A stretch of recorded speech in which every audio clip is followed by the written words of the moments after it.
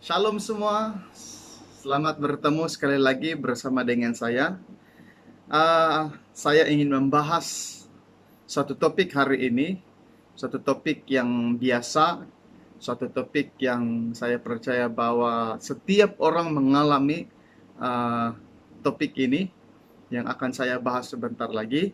Dan ya, kita sama-sama belajar mengenai topik yang akan saya bahas bersama-sama dengan Anda. Namun sebelum saya masuk di dalam topik yang saya akan coba bahas bersama dengan Anda hari ini, adalah saya punya pertanyaan. Apakah Anda pernah mengeluh di dalam hidup Anda? Ya, mungkin apa saja yang terjadi dalam hidup Anda, mungkin masalah-masalah yang tidak kunjung putus, atau juga ada sesuatu beban berat, ada pergumulan yang besar yang terjadi di dalam hidup Anda, ada perkara-perkara yang selalu terjadi dalam hidup Anda, mungkin juga karena sakit yang tidak pernah sembuh di dalam hidup Anda, lalu Anda mengeluh dengan keadaan-keadaan yang sedang terjadi di dalam hidup Anda. Apakah Anda pernah mengeluh dalam situasi-situasi yang seperti ini? Oke, jadi saya percaya bahwa Anda boleh menangkap topik yang akan kita bahas bersama-sama, yaitu boleh atau tidak orang Kristen mengeluh. So, boleh tidak orang Kristen mengeluh dalam situasi-situasi yang sedang dihadapi oleh seseorang itu. Nah, kita sering kali mendengar di dalam khotbah, mungkin juga di dalam ceramah, atau juga mungkin di dalam renungan, bahwa sebagai orang Kristen, kita tidak boleh mengeluh dengan hidup kita, tetapi kita perlu bersyukur kepada Tuhan, apapun keadaan di dalam hidup kita. Apapun yang kita sedang hadapi, apapun yang sedang kita alami dalam hidup kita, baik itu sangat berat maupun itu permasalahan-permasalahan yang biasa, tetapi kita mau bersyukur kepada Tuhan dengan situasi itu. Dan kita seringkali disuruh untuk jangan ada sikap mengeluh di dalam hidup kita, karena semuanya dibawa kendalian dan dibawa kekuasaan Tuhan. Saya tidak menafikan bahwa apapun keadaan hidup kita, apapun yang kita hadapi, situasi-situasi yang terjadi dalam hidup kita, kita perlu bersyukur kepada Allah. Saya juga mengkhotbahkan banyak hal tentang bersyukur. Mungkin salah satunya adalah berkat dari bersyukur, mukjizat dari bersyukur, dan ada banyak lagi. So, saya tidak nafikan bahwa ada berkat, ada mukjizat, ada hal-hal rohani yang penting di dalam kita bersyukur. Namun, bagaimana dengan mengeluh? Apakah sebagai orang Kristen kita boleh mengeluh dengan keadaan, kesusahan, hal-hal yang terjadi dalam hidup kita, atau kita hanya pasrah dengan apa yang terjadi di dalam hidup kita? Saya ingin mengajak Anda membaca di dalam Keluaran bab yang kedua ayat yang ke-23, dan kita boleh membaca itu pada ayat yang seterusnya, ayat yang ke-24 dan ayat yang ke-25. Keluaran bab yang kedua ayat yang ke-23. Firman Tuhan berkata, "Lama sesudah itu matilah Raja Mesir, tetapi orang Israel masih mengeluh karena perbudakan, dan mereka berseru-seru sehingga teriak mereka meminta tolong karena perbudakan itu sampai kepada Allah." Nah, kita dapat melihat di sini bahwa orang Israel mengeluh dengan kehidupan mereka, kesan daripada perhambahan yang terjadi di Mesir. Kita tahu bahwa ayat ini bercerita tentang setelah Yusuf mati dan juga seangkatan dengannya, demikian juga dengan raja yang mengenal Yusuf juga sudah meninggal, lalu diganti dengan raja yang baru yang tidak mengenal Yusuf dan memperlakukan umat Israel sebagai hamba. Oleh karena Mesir pada waktu itu takut dengan jumlah Israel yang semakin besar, bahkan melebihi bangsa Mesir. Oleh sebab itu mereka ditindas, dan ini bukan hanya berlangsung 1-2 hari, tetapi berlangsung berpuluh-puluh tahun, dan mereka sudah tidak tahan dengan keadaan yang keras yang mereka alami. Dan kita tahu juga bahwa pada waktu inilah Musa dipanggil dan dipersiapkan oleh Tuhan untuk menjadi wakil Tuhan kepada bangsa Israel, supaya bangsa Israel dapat dibawa keluar daripada tanah Mesir dan masuk ke dalam tanah perjanjian yang sudah dikhususkan, yang sudah menjadi perjanjian di antara Allah dengan Abraham. Nah, itulah sebabnya kalau kita membaca pada ayat yang ke-24 dan ke-25, setelah teriakan dan keluhan umat Israel yang begitu berat mereka hadapi di Mesir, Allah mengingat janjinya kepada Abraham, Ishak, dan Yakub. Lalu Allah memperhatikan apa yang terjadi kepada umatnya.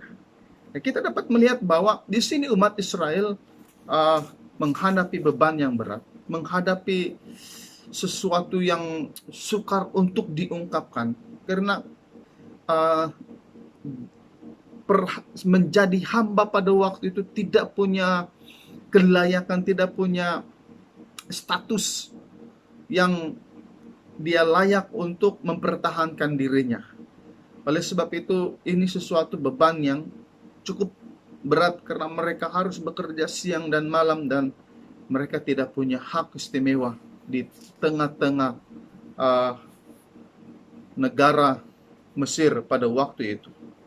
Nah, itu bagian yang kedua. Ini menunjukkan bahwa umat pilihan Allah sendiri juga mengeluh dengan keadaan yang sedang mereka hadapi, dan Allah tidak menghukum karena umat Israel mengeluh dengan keadaan mereka.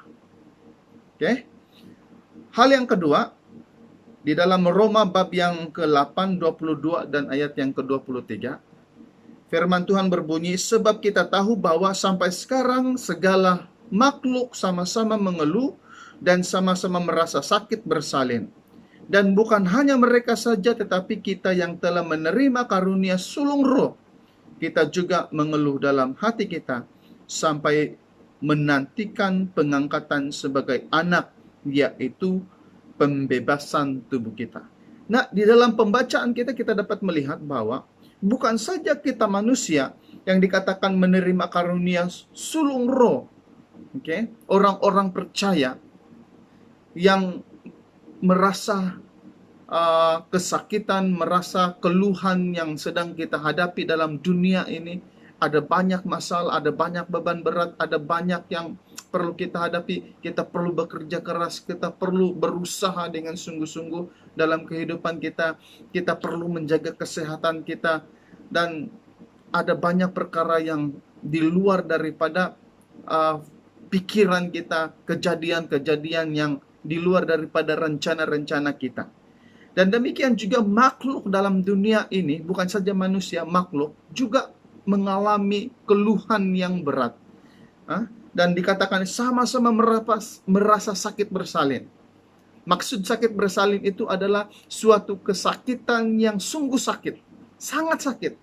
Kemudian kesakitan ini harus dilalui sampai ibu mengandung itu dia akan rasa selesa setelah dia sudah melahirkan anak. Dia merasa gembira apabila sudah melahirkan anak. Dan dia perlu melalui kesakitan itu. Dan begitulah kehidupan makhluk. Mereka terpaksa melalui ini, sehingga anak-anak Tuhan itu dimuliakan, diangkat dalam kemuliaan Allah. Ini menunjukkan bagaimana mungkin pertanyaan kita adalah mengapa makhluk juga menghadapi atau mengeluh dengan keadaan atau situasi dunia masa sekarang. Nah, kita dapat melihat bahwa ada banyak habitat, tempat tinggal haiwan dimusnahkan, diganti dengan tempat-tempat yang baru. Sesuatu yang sangat berat bagi mereka untuk hidup dalam suasana yang baru, habitat yang bukan menjadi habitat mereka, dan mereka sudah kekurangan sumber makanan dan banyak perkara yang terjadi di dalam makhluk-makhluk ini. Demikian juga manusia yang berhadapan dengan banyak perkara di dalam kehidupan kita. Pastilah kita merasa mengeluh dengan situasi yang ada. Nah, apakah pertanyaan kita tadi, boleh atau tidak orang Kristen mengeluh? Dan ayat ini sudah menunjukkan kepada kita bahwa sebagai manusia, sebagai makhluk dalam dunia ini, mengeluh itu adalah suatu perkara yang biasa, suatu perkara yang normal sebagai orang biasa, di mana dia ingin melafazkan secara nafasnya beban yang dia sedang hadapi. Dan saya percaya bahwa Anda pernah mengeluh. Dan ya, kita pernah mendengus dengan sama ada itu dengusan yang kuat atau dengusan yang sederhana, tetapi saya percaya bahwa setiap kita pernah mengeluh dalam apa juga situasi kehidupan yang kita sedang hadapi. Nah, saya ingin mengajak kita juga melihat apa yang dicatatkan di dalam Roma bab yang ke-8 ayat yang ke-26.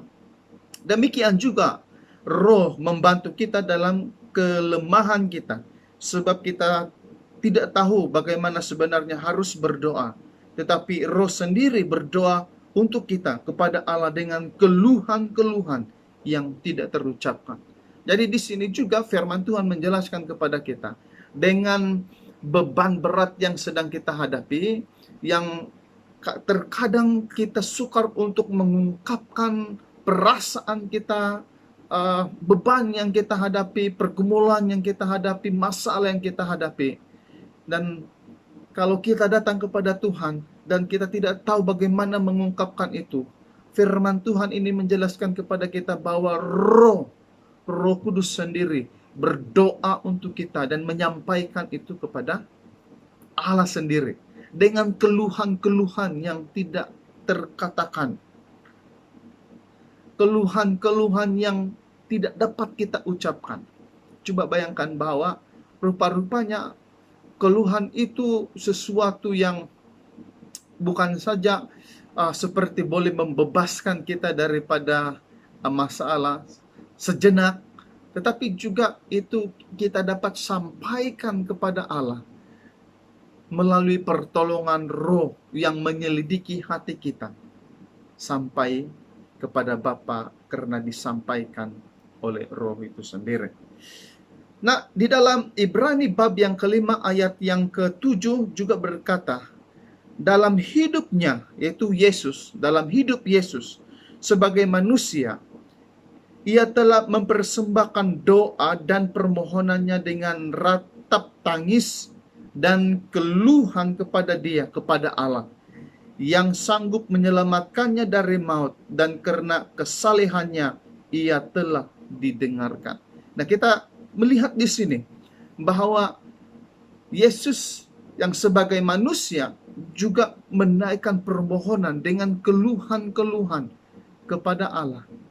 Dan Allah mendengar Yesus melalui keluhan, melalui doa yang dipanjatkan oleh Yesus sendiri.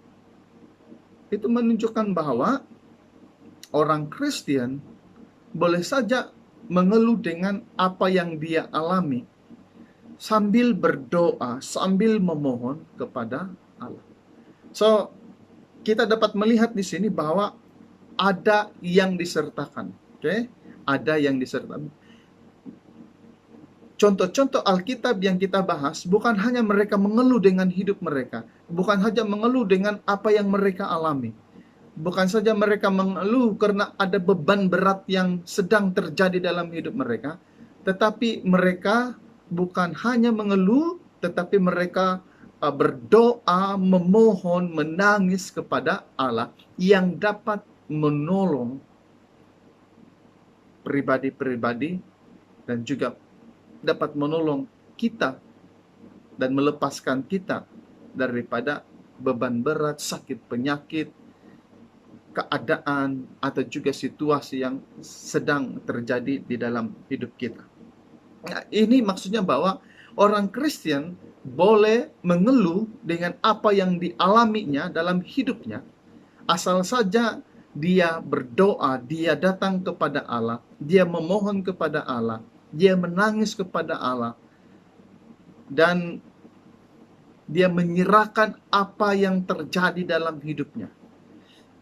So, boleh saja orang Kristen mengeluh dengan keadaan-keadaan yang seperti itu.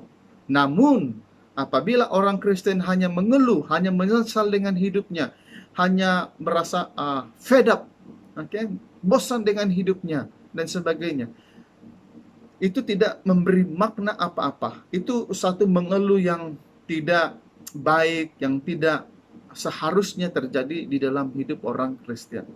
Kita boleh mengeluh, tetapi pada waktu yang sama kita datang kepada Tuhan, memohon kepada Tuhan, berdoa kepada Tuhan, menyatakan kepada Tuhan, sampaikan isi hati kita kepada Tuhan, karena Dia adalah Allah yang mendengar seru doa kita, dan Dia yang akan menjawab apa juga persoalan-persoalan yang kita hadapi di dalam hidup kita. So, saya percaya bahwa persoalan kita terjawab. Apakah orang Kristen boleh mengeluh atau tidak? Saya percaya bahwa serba sedikit apa yang saya jelaskan, apa yang saya sampaikan melalui video ini dapat menjawab persoalan-persoalan Anda di sana. So, terima kasih. Kita jumpa lagi di dalam topik yang berbeza, topik yang akan kita bahas pada minggu-minggu yang akan datang. Terima kasih dan Tuhan memberkati. Selamat menikmati PKP.